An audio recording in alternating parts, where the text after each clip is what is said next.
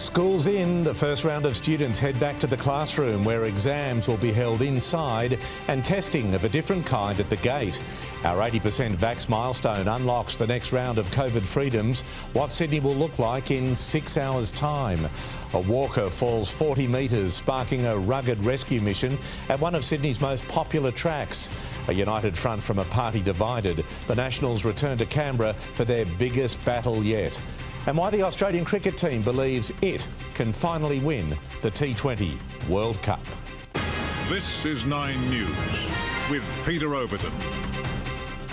Good evening. After 17 long weeks of learning at home, students, parents and teachers are tonight preparing to go back to school. Kindergarten, Year 1 and Year 12 will be the first back into the classroom. But even with a staggered return, schools are bracing for a range of challenges. Noah and Ibrahim Taleb have their bags packed. They're ready to finally go to school. I want to go back. For this Greenacre family, COVID has been a wild ride. 4 kids learning from home. Come tomorrow, the youngest brothers are back to kindy and Year 1. We're worried, yes, like every parent would be, but they need to be at school, they need to learn. Like, as much as we teach them, it's not like being in a school with classmates. Those first day jitters are being felt again right across the state. But a confident Premier today reassured parents there's no need for nerves. I know that many kids are excited, many parents are excited, but I know there are also parents and children who are nervous. We know that there'll be challenges along the way. We accept that, but it's incredibly, incredibly important that we get kids back into the classroom as quickly as possible. One of the biggest changes could be COVID testing at school gates. There are a range of things we're looking at as how other things we can do to protect the children in that age group and to keep the classrooms open. Rapid antigen tests may well be part of that process. If the support's there and the practicality's there, HSC exams normally start fairly early in the morning, around 9:30, so it would take a long time to get 260 odd kids done in time, but certainly if it's something that can be done, it would be an interesting process to look at. Every day a rapid test, if it's going to be something on the nostril and stuff like that, probably I won't prefer doing it every day. 1,442 public schools in New South Wales will tomorrow morning welcome back 148,000 students in kindergarten, Year 1 and Year 12. The remaining year groups will have to wait an extra week. They'll be back in classrooms on October 25. It's been 17 weeks since some of these students have left school. We're just so looking forward to having them back. Very excited. Learning, recess, lunch and my friends. Primary school students are being strongly recommended to wear a face covering. For kids in high school, it's mandatory. If I have an opportunity to ask Premier, please masks off for the kids at least, yeah. Anyone who's got young kids knows how hard it would be to keep a mask on a kindergarten child. Masking up may be hard, but 12 to 15-year-olds are rolling up their sleeves at a rapid rate. 74% have had their first dose, 34% are fully vaccinated. That, paired with mandatory vaccinations in teachers, is hoped to mitigate at least some of the potential COVID risks in schools. We have 90% of teachers who have now been vaccinated. One major challenge for schools will be shutting down if and when a student tests positive to COVID. The Education Department says the procedures have since been streamlined. Classrooms will be able to close for cleaning and reopen within 24 hours. But even then, children who are deemed close contacts of a case will still need to isolate for 7 days if vaccinated or a full 2 weeks if not. Lauren Tomasi, 9 News. Sydney-siders have made the most of their first Sunday out of lockdown, and tomorrow we can enjoy even more freedoms. Office workers can ditch their masks and cafes and restaurants can have double the number of patrons. The way it should be, the way it was. Packed cafes in Manly and Dee Why, Tai Chi in Burwood, table tennis, real tennis, and queues for coffee and tables left, right and centre. The first Sunday out of lockdown, an all-beach, all-dancing affair. And now we've hit 80% double dose. New changes kick in tomorrow. There's a bright summer ahead as we open up our state. We're doing it in a safe way, but if there needs to be changes to the roadmap from time to time, we will make those changes. Community sport is back on, and you can have up to 20 visitors in your home. Cafes and pubs can have double the number of patrons, and the dreaded masks will no longer have to be worn in offices by the fully vaccinated, but still in other indoor areas and public transport. That is a common sense change that ensures that those people who are fully vaccinated are able to return to work. That's an important part of getting the economy moving. 301 cases, the lowest in 2 months. 10 people died, 6 people who were not fully vaccinated. 4 did have 2 doses. COVID hospitalisation numbers are down to 619. That's the lowest in 7 weeks. Sydney might have rediscovered its appetite for dining out, but the industry is struggling to meet that demand because of a lack of trained workers. Please, Prime Minister Scott Morrison and Immigration Minister Alex Hawke, can you help the hospitality industry?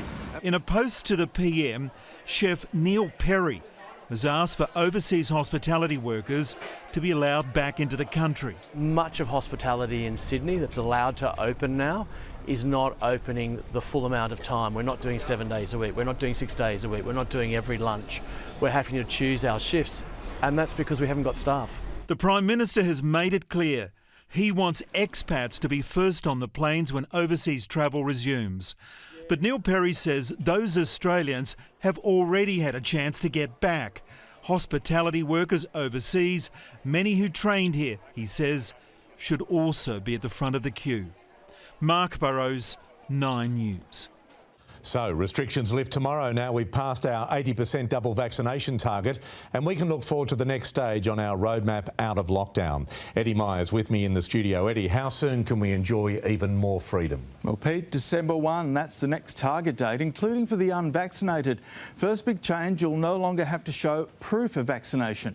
Masks will no longer be required in indoor settings, apart from indoor front-of-house hospitality staff, but you will still have to wear them on public transport, planes and at airports. No limits on visitors to your home and at informal outdoor gatherings. No person limits in gyms, indoor recreation and sporting facilities. Retail and personal services such as hairdressing, beauty and nail salons open to everyone, and dancing is back in nightclubs. Restrictions lift in venues such as stadiums, racecourses, cinemas and art galleries. No limit on guests at weddings or those attending funerals, and singing for all returns to places of worship. While many of these venues no longer have strict person limits, they will still have to abide by the 1 person per 2 square metre density rules. Now, we should hit the 90% double vaccination target in 10 days or so, but we're not expecting these freedoms to be brought forward. Pete? Eddie, thank you. The New Zealand travel bubble is set to resume, sort of. From Wednesday, visitors from the South Island will be allowed back into Australia without needing to quarantine. They will have to be fully vaccinated and provide a negative COVID result from the last 72 hours.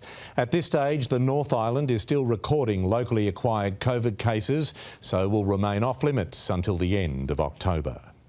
A drug used to treat former US President Donald Trump for Covid-19 will soon be available in Australia. The federal government has purchased 15,000 doses of Ronapreve, which is a 70% reduction in the likelihood of hospitalisation or death for COVID patients. The medication is due to arrive by the end of the month. They've done it tougher than any other state in Australia, but the end is finally in sight for Victoria. Melbourne's record lockdown will end on Thursday night, the 70% double dose milestone coming earlier than expected. We're not locking people down anymore across the board. We're instead locking people out who have not got vaccinated to protect themselves and to protect everybody else. They're not going to be able to participate. The changes include 10 visitors to the home and no more curfew. Pubs, clubs, restaurants and hairdressers will reopen, and no limit for travel within Melbourne. A woman has died after falling up to 40 metres from a walking track in the Blue Mountains this afternoon. The bushwalker was with a group of about 5 friends on a day trip from Sydney when she fell near Mount Solitary just south of Katoomba. The rescue operation in the tricky terrain began just after 2 p.m. and is continuing. A gunman has ambushed 3 police officers in Texas, shooting them from behind with an assault rifle. The attack left a young father dead and his 2 colleagues in hospital. Officers lining the streets in Houston to honour one of their own, 30-year-old Sheriff's Deputy Kareem Atkins, leaving behind a 6-month-old child. In the early hours of this morning, he ran to help 2 colleagues wrestling with a suspected thief outside a sports bar when a gunman appeared from behind a car and shot the men with a semi-automatic rifle, police calling it an ambush. They had him on the ground, and a second suspect came out of nowhere with a rifle and began to basically shoot our deputies. The surviving officers were shot in the back and leg and have undergone surgery.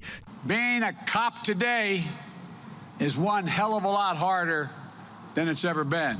Joe Biden addressing the annual memorial for fallen police officers in Washington. Your loss is also America's loss. The Texas attack coming just hours after 4 people were shot at a high school football game in Alabama. There have been 563 mass shootings across America this year. In the United States, Michael Genovese, 9 News.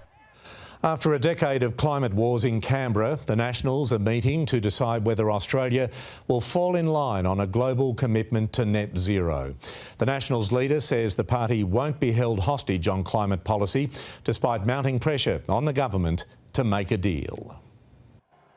Stepping off as one, the Nationals contingent from Queensland arrive in Canberra for a fiery sitting fortnight. It's going to be a big couple of weeks. As they try to land an agreement on the burning issue that's splitting the party between those firmly against a 2050 carbon cutting target. This net zero policy is an absolute walking disaster. Those cautiously in favour. I'm not going to sign a blank cheque. And those who see the opportunities. And we think we can be part of the solution. Not even the Nationals leader knows which way his members will go. The room could say yes, the room could say no, the room could say maybe. The Energy Minister is hoping it's a yes, presenting his plan to the party. We're going to be talking about sensible emissions reductions over the coming decades. And promising jobs in the resources industry won't be destroyed on the way to net zero. So if you're a coal worker in central Queensland today, you shouldn't be shuddering in your boots. A fortnight out from global climate talks in Glasgow, the Prime Minister might be getting nervous about whether he can wrangle a deal with the Nationals in time.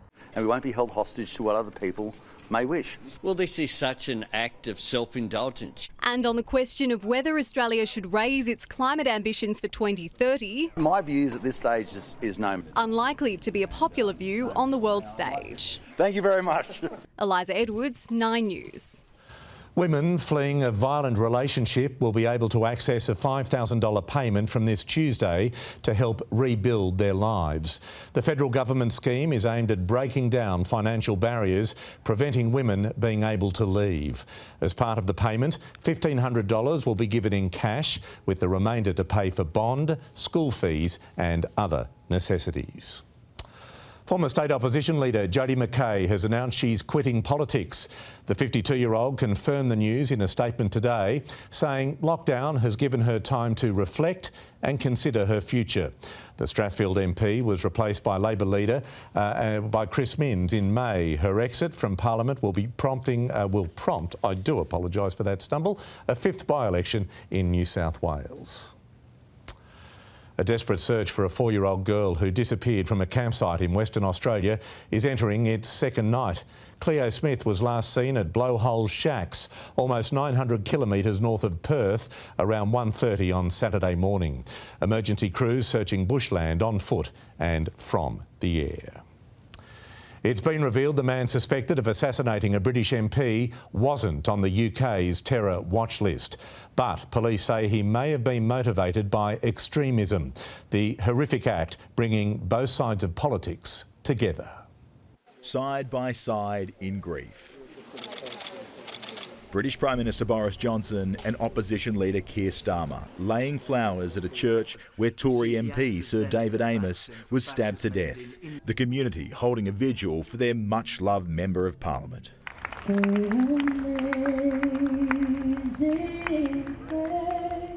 Those constituents now asking why. The early investigation into his murder has revealed a potential motivation linked to Islamist extremism. The 25-year-old suspect is a British citizen with Somali heritage. It's believed he wasn't in the country's terror database, but there are reports he'd previously been referred to a Prevent Counter-Terrorism scheme. There are calls for meetings between MPs and the public to be temporarily suspended. We cannot be cowed by any individual or any motivation, people with motives, to stop us from functioning, to serve our elected democracy. Every member of Parliament has been contacted by police and offered extra protection. Charles Croucher, 9 News. We've been given a closer look at the delicate operation to free a juvenile humpback whale trapped in shark nets 800 metres off our coast. After a 4-hour operation yesterday involving National Parks and Wildlife and rescue group Orca, crews were able to free the distressed mammal off Whale Beach. What a cracking Sydney day with more. Good evening, Amber. Was. Good evening to you, Pete. It was an absolutely gorgeous day in Sydney. Blue skies and sunshine with only very light winds. The coast looking absolutely sensational. Our beaches crowded as Sydney-siders soaked up some vitamin D, and the water's starting to warm up a little too, today reaching just over 20 degrees. It was a chilly start in the west though. Temperatures up to 5 degrees cooler than average, dipping to 6 in Richmond and 7 degrees in Campbelltown and Canterbury. The city waking up to a low of 12 degrees before hitting a top of 23 at lunchtime. Our west warming up to a top of 25 degrees mid-afternoon. It is looking like a very wet week ahead for the New South Wales coast. I'll be back with the full forecast a little later, Pete. Amber, thank you.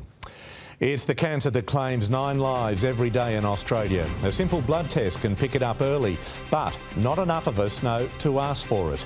That important health report still to come tonight. Also, a high-speed smash that needs to be seen to be believed, and the aftermath is just as horrifying.